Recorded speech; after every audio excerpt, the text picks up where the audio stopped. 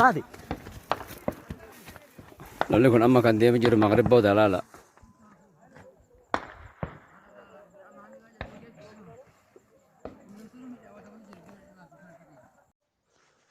Akka moltan kabajamtootaa fi hordoftoota keenya nagaan keenya lagaa fi tabbeen qaxxaamuree bakka jirtan marattis naaga'u jecha eega hordoftoota keenya sagantaa keenya kamisa galgala qabannee walitti deebinee jirra. Amma gama oduutti osoo isin hin dabarsin waan tokko tokko wal yaadachiifna. Yeroo ammaa kana humni naftanyaa ofiin jedhu Oromiyaa tasgabbii dhorkuun muratee lafaa ka'ee jira. Walloo aanaa baatee keessatti lola Afaarii fi Oromoo jidduutti deemaa jiru maaltu duuba jira kan jedhu shakkii fi gaaffii uummata keessatti uumaa jira. Egaa kabajamtootaa fi hordoftoota keenya amma gama oduun isin dabarsaa oduu kan isin dhageessu ana obsaasani. Godina Walloo aanaa baatee keessatti lolli Oromoo fi Affaar jidduutti guyyaa sadiif deemaa jira.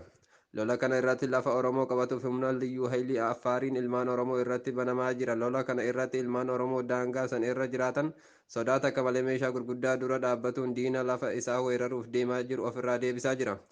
Akka jiraatan achii kun madda nageenyaatiif himatti lola Oromoof Affaar jidduutti deemu kana kan guyyaa kana arginee seenaa keessattis dhageenyee hin beeknu jechuun dubbatan. Ilmaan Oromoo kun loluma hagana jabaatu kana dura kilaashii qabatanii dhaabbataa jiru. Lola wal dura dhaabbannaa kanaan ilmaan Oromoo namni 9 ol rukutamanii jiru. Namoonni rukutaman kunneen kan madaa salphaa yoo ta'u kanneen keessaa lubbuun darbanis ni jiru. Namoonni rukutaman maqaan isaanii tokko Abduu Alii Mudhii Algee, 2 Sayyoo Magaal Minishaa, 3 Hiddoo Adam, 4ffaa Swaalii Adee Coqortii, 5ffaa Muhammad Abduu Coqortii, 6ffaa Abdurrahmaan Ceefii, 7ffaa Idris Muhammad, 8ffaa Muhuddiin, 9ffaa Abduu Hussein Dhalataa Mudhii Algee kan ta'e wareegamee jira. Rabbiin haa araaramuuf maatii fi firootan isaatiif jajjabina hawwina. Lolli kun guyyaa har'aas ittuma fufee jira. Akka maddeen keenya kun jedhutti lolli guyyaa har'aa hidhattoota mootummaa lamaan jidduutti dhukaasa gurguddaa tahaa jira jechuun nutti himan. Akkuma itti fufetti jira. Aanaa Jiilee Dhummuugaa keessatti gaafa muddee 14 bara 2020 Affaaronni nama Nuuruu Sheek Aliyyi jedhamu dhukaasa itti bantee ajjeesuun nama tokko madeessuun ni yaadatama. Osoo Affaar ofirraa ittisuu ammoo ilmi Oromoo tokko poolisii miila gubbaa akka rukutame gabaasuun keenya ni yaadatama. Aanaa Dawwaa Cafaa ganda Tulluu Gobayyaa bakka jedhamutti qeerroon Dirsiis Ahmad nama jedhamu qabanii hidhuun beekame. Qeerroon kun yakka qabaatee osoo hin taane sabboonummaa qofaaf akka doorsifamaa jiru maddeen keenya nuuf himan. Akka maddeen keenya kun jedhanitti qeerroon kun ammaan yeroo sadaffaa akka hidhame nuuf himan.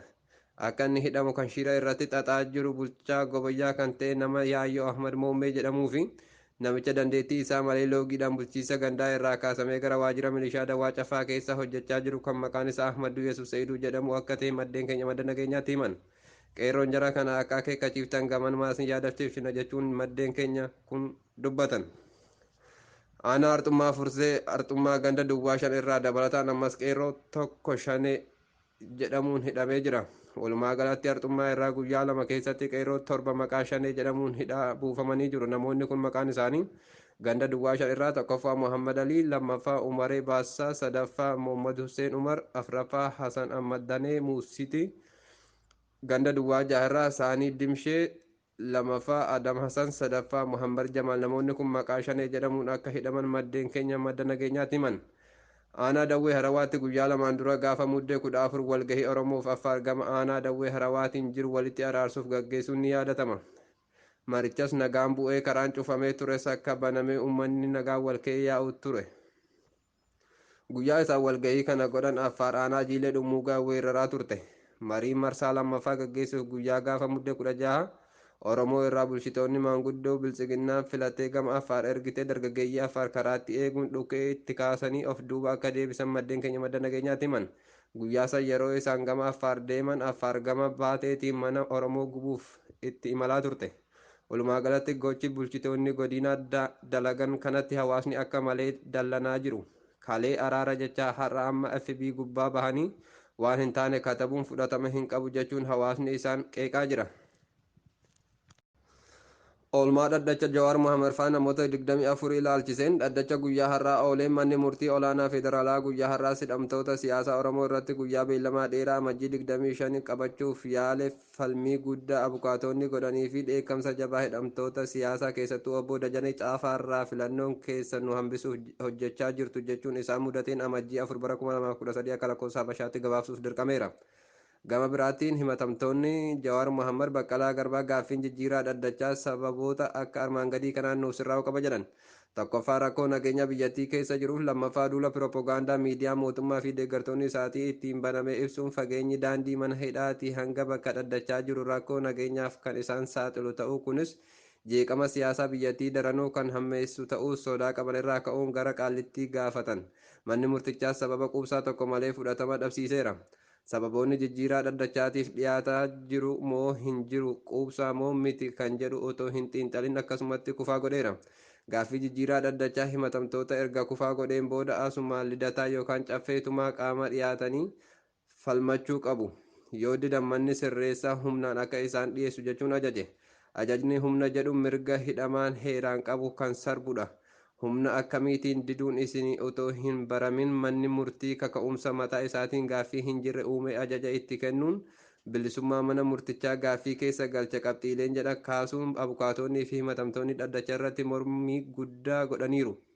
Manni murtii dogoggora jecha barreeffama irratti ni sirreessina jedhee deebii abbaan alangaa mormii sadarkaa duraa himatamtoota irratti dhiyeessee ture dhaddacha dhufu irratti akka isiniif kennamu jechuun ajajeera. Ajajichi ni sirraata jedhamee dhugama ni sirraa moo akkuma afaaniin ibsametti barreeffamee baha kan jedhu asii achi ilaalama. Dhimmi kun mana murtii olaanaa federaalaa ramaddii lidataatti kan ilaalamaa jiru yoo ta'u manni murtii olaanaa federaalaa ramaddii biraa ramaddii qaallittii jedhamu kan aangoo wal fakkaataa qabu bakkuma jijjiirraan dhaddachaa itti gaafatametti dhiyoo kana jira ta'uun ni beekama. Beellamni amajjii 4 bara 2020 qabamee jira. Oduun kanuma qophiilee hafanii waliin turtii gaarii. Aloo salaamu alaikum wa rahmatullahi wa barakaatu. Wa alaikum salaam wa rahmatullahi wa barakaatu. Ayyee obboleessa kiyya muhee callaan jedhama miidiyaa madda nageenyaa irraan si bilbila akkami nagaa fayyumaa miti. Galata rabbi alhamdulillah nikfayyaa dhagaa nima jirra hundumaachaa jirra galata rabbi. Ayyee baga jiraattee mee lola gama walloo aanaa baateetti deemaa jiru kana si iyyaafannee akkasumatti illee warroota waan kan hubachuu danda'an biraan geenya jennee akkasanitti sitti fullaanee mee lolli kun har'aan guyyaa sadaffaa deemaa jira mee jalqabaa lolli kun kan eegale guyyaa dheengaddaati mee guyyaan dheengaddaa maaltu tahamee guyyaan kaleessaa hoo mee maaltu deemaa oole ka har'aa kanatti deebina. Akkuma beekamu waraanni kun waggoota baay'eedhaaf odoo addaan hin cinne waggaa 7 oliif adeemsifamaa jira. Kan ammaa illee bifa jijjiirachaa kan dhufe kan maqaan immoo uummanni keenya haala diinagdee fi humna diina kana ofirraa deebisu laafachaa kan dhufedha. Deeggarda guyyaa deeggardaa akka ofiisa waraana kanaatiif yeroo baay'ee uummanni akka uummanni kun miidhatee daangaa karaa fariitti dhufu kun haala qabeenya namaa saamuu qabeenya uummata keenyaa gubuu karaa fi yaalii adda addaa godha ture. Naannawaa kanarraa ati humni nageenyaa mootummaa biyya kaa'ee jira ture. Egaa humni biyya mootummaa sun ta'ee yeroo baay'ee yaaliiwwan adda addaa godhanii warri gaaziree jedhanii uummata keenya dhukaasa bananii akka carraa ta'eeti yeroo sana dhufanii gaazireen akka dhufanitti uummanni keenya egaa ijoolleen xiqqoo naannawaa sun turtee ofirraa ittisuu fi uummata ganda gubuu kana ofirraa ittisanii sababuma saniitiin ta'e egaa waraanni kun guyyaa sana dura akkasiin ta'ee haala amma jiru kanarra ga'ee. Hayyee kaleessa dheengadda akkasitti ijoolleen akka isaan osoo mana gubanii ofirraa deebisanii sababa saniin ka'ee lolli kun guyyaa kaleessaa itti fufe jechuun. Bifa jijjiirrate bifa uummanni keenya eegni uummanni akkuma jira waraanni kun gandoota ollaa jiran gandoota hedduu jira gandoota hedduu sanarraa yeroo baay'ee humni waraanaa kun kan xiyyeeffannaa guddaa godhu lafa amma burqaa naannoo Habilaaloo jedhamu burqaa lafa Oromoo kana darbanii Habilaaloo bakka jedhamu kan lafa kana keessatti diinii yeroo baay'ee kan weerara godhu achuma dhufanii ganda kana gubuudhaaf yeroo jarri dhukaasa eegaltuuti gaa waraanni hamaan lubbuu namaa baay'ee galaafate miidhaa qaamaas geesseera lubbuu nama tokkos galaafateera qabeenyinis gubateera waraanni kun ka'umsi guddaan isaa kana gaa ka guyyaa kaleessaati gaddaati. Hayyee kaleessa gaaga'ama lubbuu gam keenyaan miidhaa hangam geessisanii jiranii oggaatti ilaaltan guyyaa kaleessaa bifa jijjiirratee irratti lolli kuni. Biyya kaleessaa gaa waraanni kun biyya kaleessaa sa'aatii 12 barii irraa ka'eeti uummanni keenya akkuma beekamu naannawaa kan namni jiru humna xiqqaa jira humni waraanaa dhufe kun salphaa jedhee eeguu humni ulfaataa ta'uudhaan obbolee ijoollee keenya naannawaa kan jiran dargaggoota gara nama torbaa madaawanii waliin namni tokko yeruma san bakka lamatti lubbuun darbee meeshaalee gurguddaa dhukaasota akka dhagaamee hin beeknu meeshaalee gurguddaatti qotee bulaa kan dhukaasamaa ture akkuma suuraa kana namoonni gara namoota 6 namni 6 madaawaniiru namni tokko immoo lubbuun darbeera bakka namatti yeroo sun waraanni guyyaa kaleessaa asirratti wanti yaadachuu barbaadu sa'aatii qalama qaatee hanga galgala kaa tokkotti deemu waan ta'eef namni baay'een subii dhagaame namni madaa'ee gaara isaa bulee jira wanni baay'een dhagaamaa dhufe gara 10 siqeera wanta jedhamu jira amma gara nama 10tti siqeera namni madaa'ee dhufaa jira ka subii mul'atee jechuudha. Ayyee mee ummanni hoo dirmateera waan kanatti ummanni baay'ee dirmatee jira ummanni keenya wal gargaaru gamaa gamanaa walitti dirmateera ree lola guyyaa kaleessaa san irratti.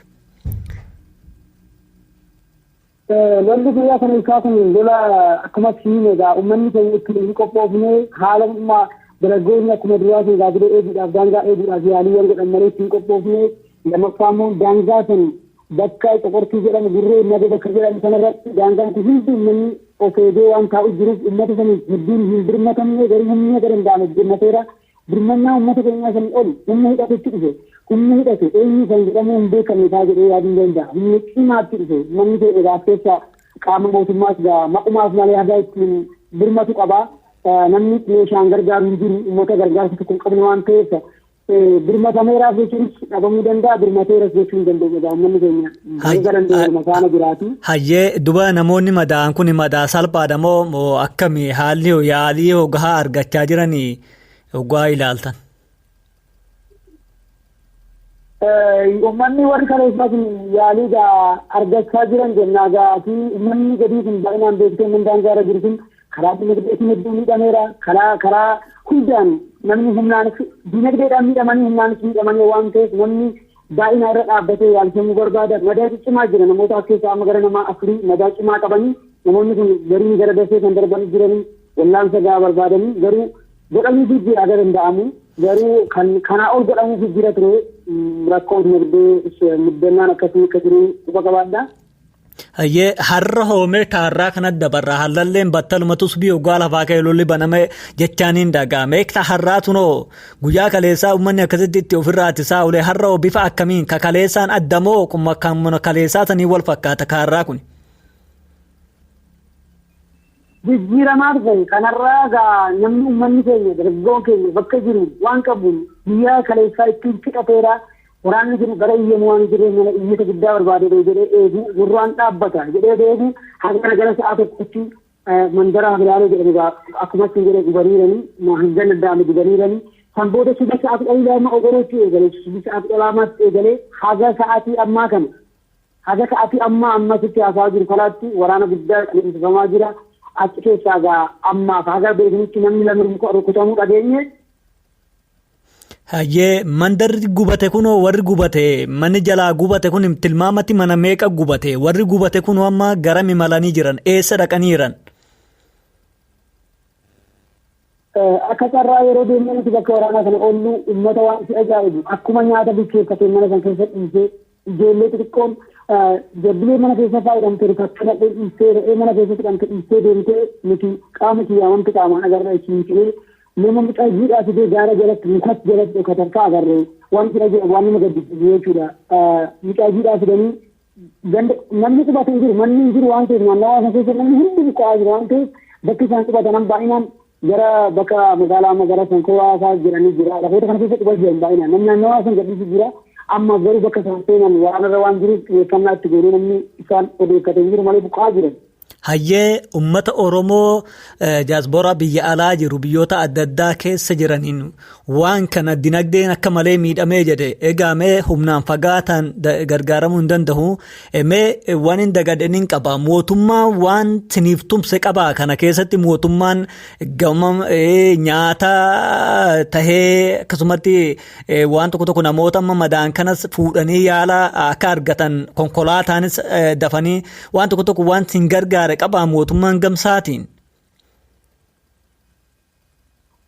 Asirratti waraanni kun duraan uummata irratti akka deemii uummata irratti fudhachamaa ture ilaalaa turanii humni isaanii ol ta'ee isaan irratti dhiibbaa waan geessuuf magaalaa kana keessatti dhuganii jiraatanii akka fedhan godhanii jiraachuuf wanni isaanii mijaa'u yoo waraanni kun dhaabbate qotee gaatee naannawaan kun egaa jee qabne nuti nageenya argannu waan jedhaniif xiqqoo achirratti gaa uummanni infiraasii yoo jennu infiraasiin kan uummataa waan ta'eef asirratti gaa birmannaa xiqqoo godhaniiranii haga humna liyyuu hayrii achirra bu'u mootummaan naannoo amaaraa waan dhiibbaan guddaan isarra godhame daangaan kun cabee kanaan booda diinni asiin gadaddaaka waan jedhuuf lamaffaa humna keenyas asin akka qabu jedhama dura humni keenya akka asiin qabu laalaa ture achi keessa hamma mootummaa naannoo amaaraa liyyuu hayrii harka galchachuu eegalaniidha amma.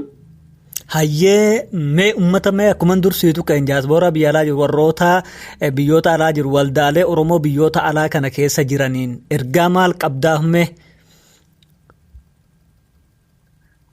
Ani gaa uummanni Oromoo walloo waggoota baay'ee biyyaa takka boqoteen beekuu daangaa isaa ijaan lafee kililaa isaa eegaa ture daangaa isaa qofoo deemtaani daangaa Oromiyaatiif jedhee ijoolleen keenya dhibbaan wareegama hedduu kaffalanii nuti qaamaan eenyuu dhufee akkan gargaaruun barbaadu uummanni Oromoo walloo diinagdeedhaan uummanni biyya alaa jiru kun diinagdeen bira yoo dhaabbate Oromoon Oromoo malee hin qabu walloon Oromiyaa malee hin qabu uummanni Oromoo alaa keessaan yoo kan bukkee dhaabbattee uummanni walloo qeerroo walloo bakka jiru daangaa isaa miti daangaa Oromiyaa akka eegu abdii qaba ammas diinagdeedhaan uummata kana bira akka dhaabbatanii jedha akka jedhee ergaan dabarsuu barbaada. Hayyee galatooma obboleessa keenya malleen waan irra jiru deebinee kan ziyaaru taana yeroo kennuuf kennitee gaaf deebinu wajjin godhuu keetiif hedduu ulfaadhu siin jenna.